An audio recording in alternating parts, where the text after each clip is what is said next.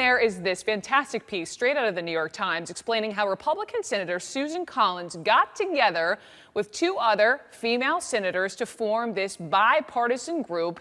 And it's that group that the New York Times is reporting who developed really what's the blueprint, the framework for this bill that is right now the best shot at ending this shutdown and this debt ceiling crisis. And here is one Congresswoman, her explanation of the difference that the women can make.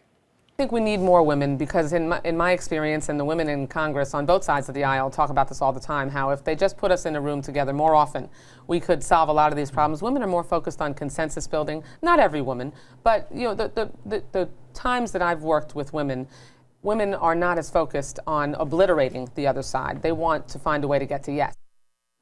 Joining me now is one of those senators. She is Jeanne Shaheen from New Hampshire, who is part of this bipartisan group who wrote up this framework. So, Senator, great to have you back. Welcome to you. You know, and reading about your group, I mean, you ladies really do span the ideological spectrum, but somehow you have managed to get together and talk and collaborate. Specifically, Senator, what is your secret?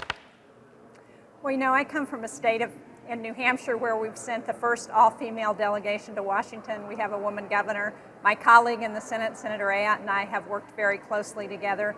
And the women in the Senate get together on a regular basis. We have dinner. We talk about our lives. We talk about the challenges in the Senate. We talk about issues that matter to us. And we built a relationship. We trust each other. And I think that's very important when you get to this kind of a delicate negotiation. You have to trust each other in order to be able to get something done. Is it that your colleagues then and some of these men, is there a lack of trust? Is that thus this intransigence? Well, I really am not going to speak for my male colleagues. Just trying to figure out what you guys are doing right that they're obviously not.